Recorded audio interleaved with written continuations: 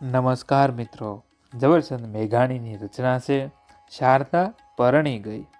શારદા પરણી ગઈ.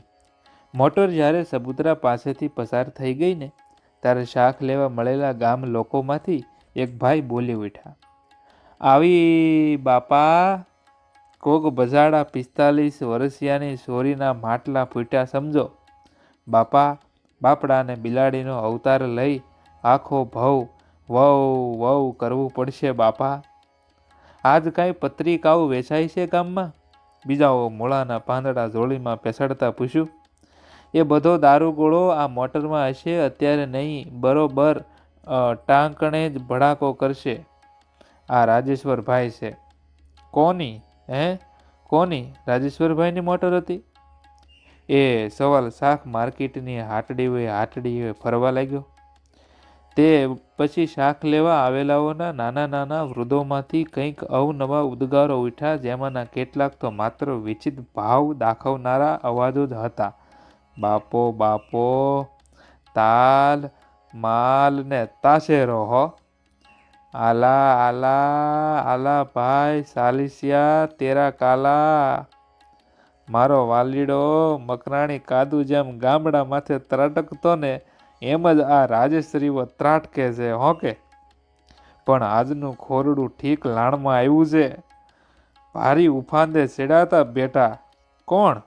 પેલો વિભૂતિઓ અને તેનો તમામ વાલા વાલેશ્વરી એની સગી બેનને સાસવી રાખે છે કંઈક 25 વર્ષના વિલાયતી સારું, અને પેલી એની આશ્રિતને વટાવવા બેઠા છે 45 વર્ષના ત્રીજવરની પાસે.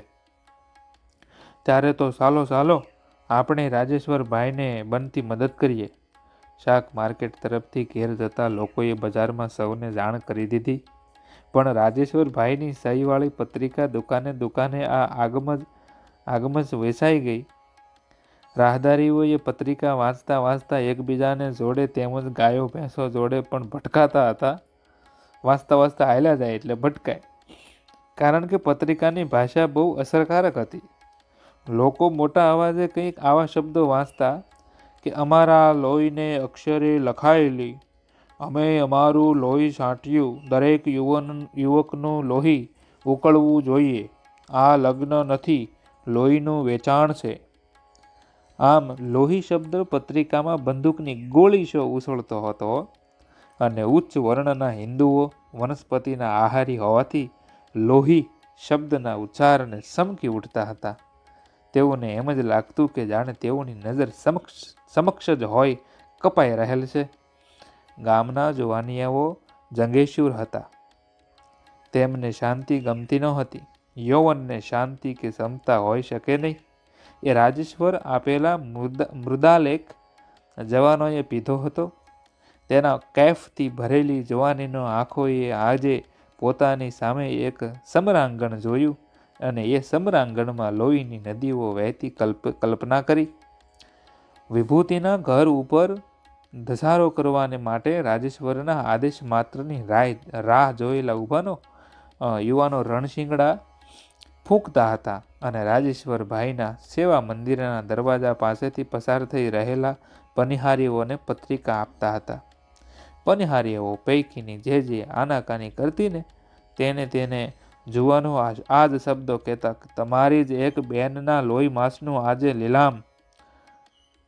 સુગાઈને થૂકતી પનિહારીઓ અધૂરો વાક્ય જ ત્યાંથી બોલતી થતી. જુવાનો આ જુગજુગતી પતિત અબળા જાતિની જડતા ઉપર હાસ્ય કરતા પાછા બ્યુગલો બજાવતા. આ બ્યુગલના પડઘા અને પત્રિકાઓના થોડાક વિભૂતિને ઘેર પણ પહોંચી ગયા. થોડી વાર થઈને ત્યાં તો વિભૂતિ જે શાળામાં શિક્ષક હતો, તે શાળાની જુવાન કન્યાઓ કેસરિયા રંગની સાડીઓ પહેરીને નાના નાના વાવટા ઉડાડતી આવી પહોંચી. તેઓ જે ગાન ગાતી હતી તેમાં આવા કશાક શબ્દો હતા. અટકાવશું લોહીના લીલામ અટકાવશું. અને બીજું જોડકણું, વિભૂતિ ભાઈ તમે ભાઈ કે કસાય, ઉઠો માંડ વડે લાય, આહી ગાવડી કપાય, હાય હાય હાય હાય. કન્યાઓ આખરે થાકીને ચૂપ થઈ ગઈ. કેટલીક તો રડતી પણ હતી. તેઓએ પૂછ્યું, વિભૂતિભાઈ, અમારે શારદા બહેનને જોવા છે. વિભૂતિ જવાબ આપે તે પહેલાં જ ત્યાં બેઠેલ એક પુરુષે કહ્યું, શારદાને અત્યારે ફુરસદ નથી. ફુરસદ નથી? એવું જૂઠું હિંદને બોલો છો? આગેવાન કન્યાએ રોષ બતાવ્યો. કહો ને કે મળવા નથી દેવા. બિચારી પારેવડીને પૂરી રાખી છે. બીજી કન્યાઓ વેદાંતે કંઠે આવું કહ્યું. અને ત્રીજીએ ઉમેર્યું, શારદા બેન અહીં ઘરમાં છે કે કેમ તે વાતનો જ મને તો હવે વહેમ છે. ક્યાં ઉપાડી ગયા છો? અને ચોથીથી ના રહેવાયું એટલે એ પણ એવું બોલી. બહેનો, પેલા અજાણ્યા પુરુષે ઉત્તર દીધો, મને બીક છે કે હવે પાંચમી કોઈ એમ જ બોલશે કે શારદાને મારીને ભોમાં તો બંધારી નથી નાખીને, માટે હાલો હાલો હું તમને શારદાને કને લઈ જાઉં. કન્યાઓના ટોળાને મકાનની અંદર લઈ જતા એ પુરુષના કપડામાંથી અંતરની સુગંધ મહેકતી હતી. એનો લેબાસ રેશમનો હતો. પગમાં સુંદર ચપ્પલ હતા ને મોંમાં મીઠી તમાકુવાળી સિગારેટ હળગતી હતી. હવે અહીં અટકો. એણે સૌને એક ખાલી ઓરડામાં ખડા કર્યા અને ચૂપચાપ એકવાર આ બારીમાંથી તમારી બેનપણીને નિહાળો. કોઈ બોલશો નહીં. કન્યાઓએ તો ત્યાં ઊભા ઊભા જોયું કે દૂરના એક ખંડમાં એક શારદા હતી અને બીજી હતી હીરા. હીરા વિભૂતિની હગી બહેન અને શારદા એની દૂર દૂરની મા બાપ વિહોણી નિરાધાર આશ્રિત બહેન. આ શારદા જોનારી કન્યાઓ વિસ્મય પડી ગઈ કે આ શારદા? ખાદીના જાડા કપડા વિના કશાને ન અડકનારી શારદા તે વખતે રેશમના શણગારો સજી રહી છે. બુટ્ટાદાર પીળા રેશમની સાડીના સળ પાડતી શારદા પોતાના દેહ આખાને સમાવી લેનારી એક કબાટ જડિત આઈના સામે મલપતી ઊભી છે. એના આંબોડામાં ગુલાબની વેણી છે. હીરા જડિત ચીપિયા છે. ટ્રકો ને ટ્રકો ખુલ્લી પડી છે. એક એક ટ્રકમાંથી જુદી જુદી વસ્તુઓ, કોઈમાંથી તેલ, કોઈમાંથી અત્તર, કોઈમાંથી હાથની પંગડી ને કોઈમાંથી એરિંગ શારદા પોતાના શરીરે સજી રહી છે. અને શારદાની આ સમૃદ્ધિ સામે લોલુપ, લાચાર, ગરજવાન મોં વકાસીને નિરખી રહી છે. હીરા કાકલુદી કરે છે, શારદા બેન, ઓ શારદા બેન, મને એક એરિંગ આપશો? લે, એમ કહેતી શારદાએ અંગૂઠો દેખાડ્યો. બાપુ છો ને? ભાઈ સાહેબ છો ને? હા, મને તું ટગવગતી હતી આટલા વર્ષો સુધી. બબ્બે આનાના ખોટા એરિંગ પણ તારા માટે મામી લાવતા ને મને ભૂલી ગઈ તું? ભૂલી ગઈ એ બધું? હવે એમ શું કરો છો શારદા બેન? તમારે શી ખામી આવી જવાની છે? હાલે, તારા જેવું કોણ થાય? એવું કહી અને શારદા બેને હીરા તરફ એક સાચા નંગનું એરિંગ ફેંક્યું. એક ભિખારીના કંગાલ ભાવથી હીરાએ એરિંગ ઉપાડી લીધું ને એ શારદાને પગે બાજી પડી. લે હવે છોડ હીરા. શારદાએ પગ હકોરતા રૂવાબ છાંટ્યો. મારે પાછા એમની જોડે મોટરમાં જવું છે છબી પડાવવા. મને નહીં લઈ જાવ હે શારદા બેન? એટલે ક્યાં? છબી પડાવવા? અમારી જોડે? તેને વિભૂતિભાઈએ ને મામીએ તે વર્ષે જોડે બેસીને છબી પડાવી ત્યારે મને અંદર બેસવા દીધી હતી?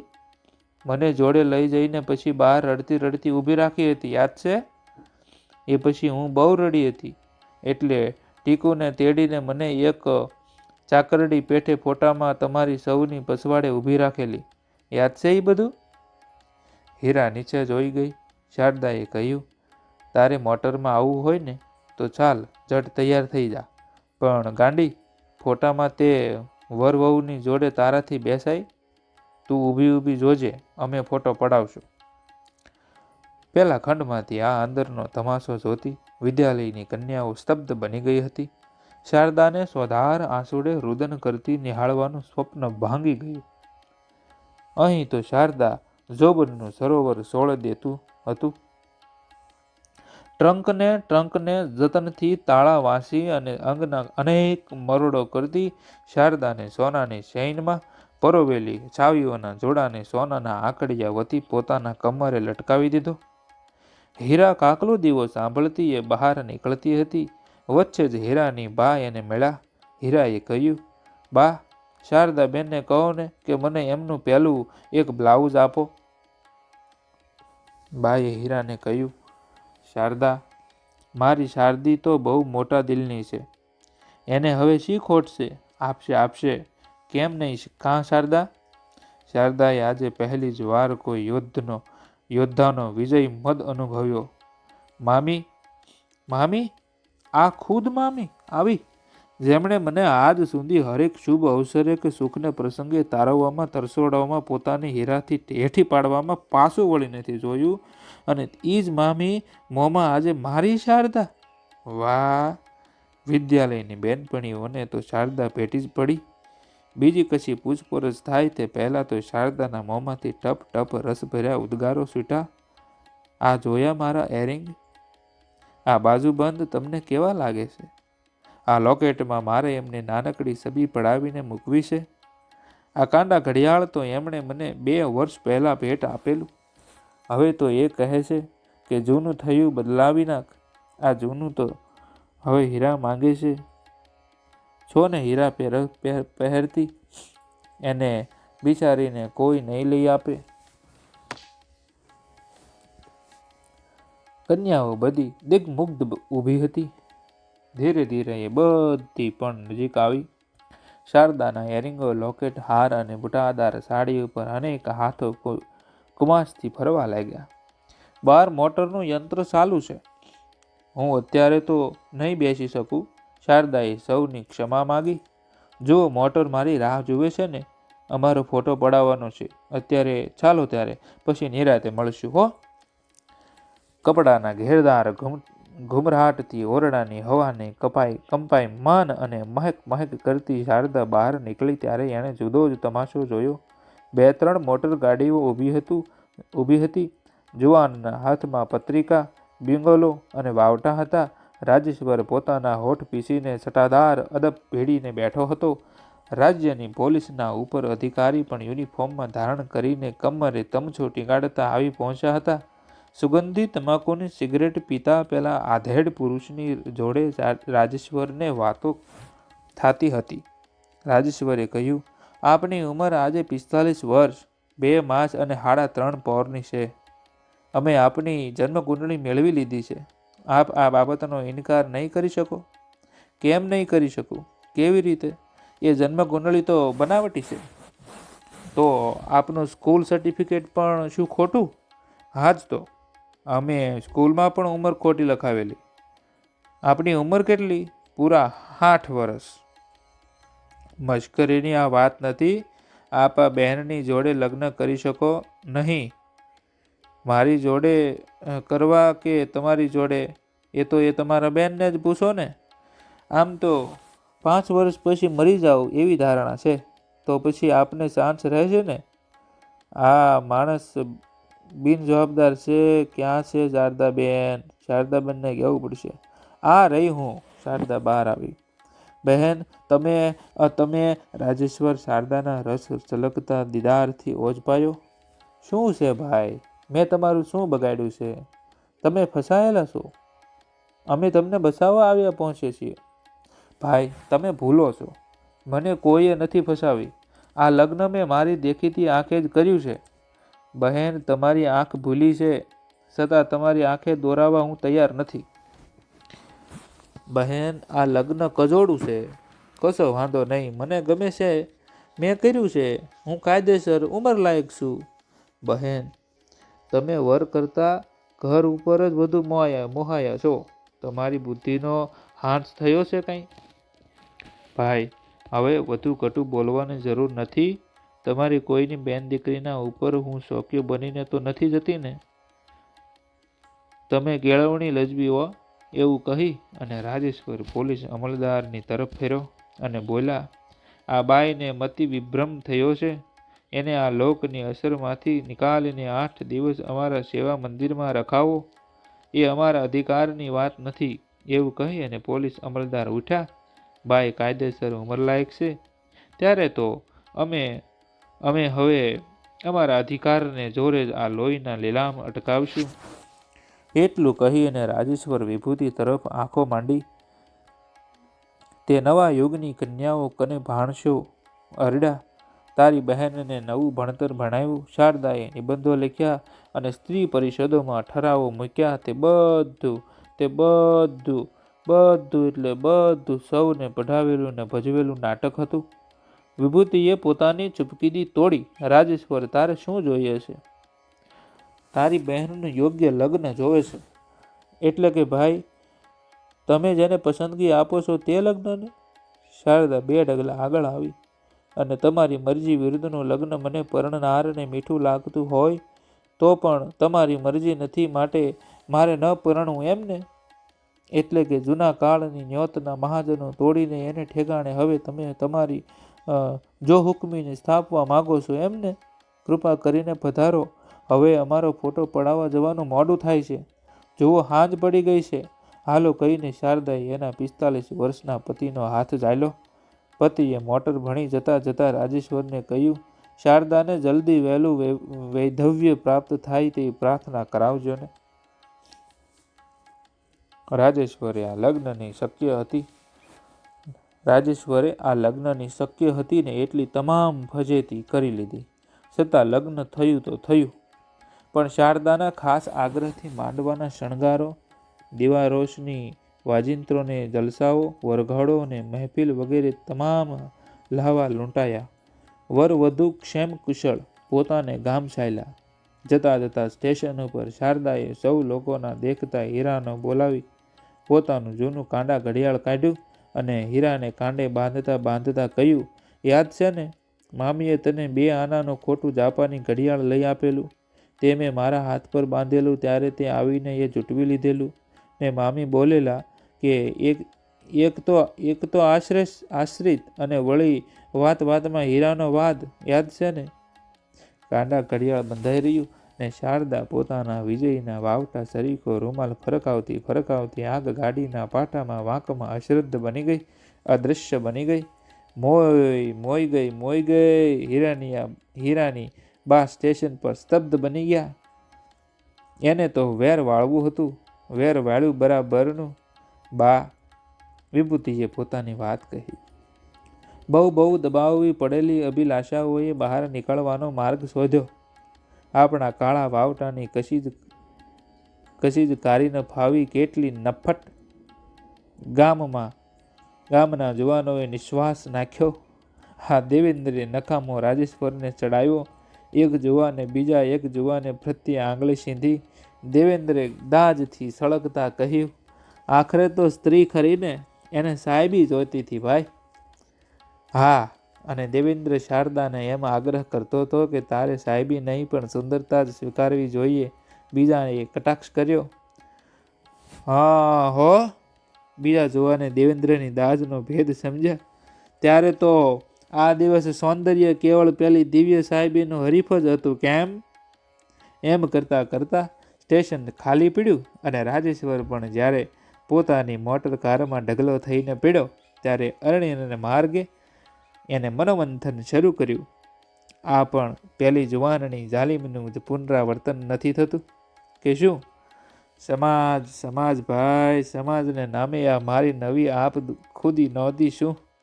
મેં શરૂઆત કરી સ્ત્રીની સ્વતંત્ર પસંદગીનું લગ્ન એ શબ્દો વડે ને હું આજે આવીને ઊભો છું. મારી પસંદગીનું લગ્ન સ્ત્રીએ કરાવવું ન છે.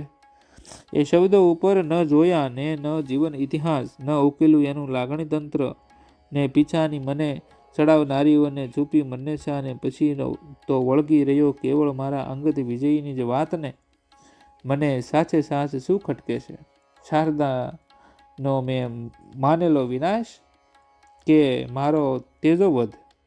રાજેશ્વરની મોટરકારમાં ધૂળ ગોઠાનો પોતાનો કપડા પરથી ખંખેરતો લોકો ફરી પાછા શાકભાજીના ખરીદતા ભૂલ્યા કે આ વખતે આને કંઈક છાપી દીધું લાગે છે. પેલા 45 એકાદ વર્ષ પછી રાજેશ્વર ઉપર આવેલો એક કાગળ વાંચી અને મોં મલકાવ્યું. એમાં લખ્યું હતું, તમારા નાના ભાણેજને રમાડવા તો આવી જાઓ એક વખત. લિખિત સેવક 45. બોલો, શારદા 45 વર્ષના ભાઈ યારે પરણી ગઈ. એમ શારદા તો પરણી ગઈ. ઝવેરચંદ મેઘાણી તો અદ્ભુત લખે છે. જે કાંઈ ઘટના ઘટી હશે ખબર નહીં, પણ એણે જે લખ્યું છે એ આપણે વાંચીએ, જાણીએ, જોઈએ તો એમ થાય કે વાહ, કેવી ઘટના ઘટી હશે. અને એક એક શબ્દ, એક એક પળની જેણે પોતાની કલમથી કેદ કરી લીધી. એવા ઝવેરચંદ મેઘાણીને લાખ લાખ વંદન. નમસ્કાર મિત્રો, આપણી ચેનલને લાઈક, શેર અને સબસ્ક્રાઈબ કરી દેજો. મળીએ છીએ આગલા વિડીયોમાં. નમસ્કાર.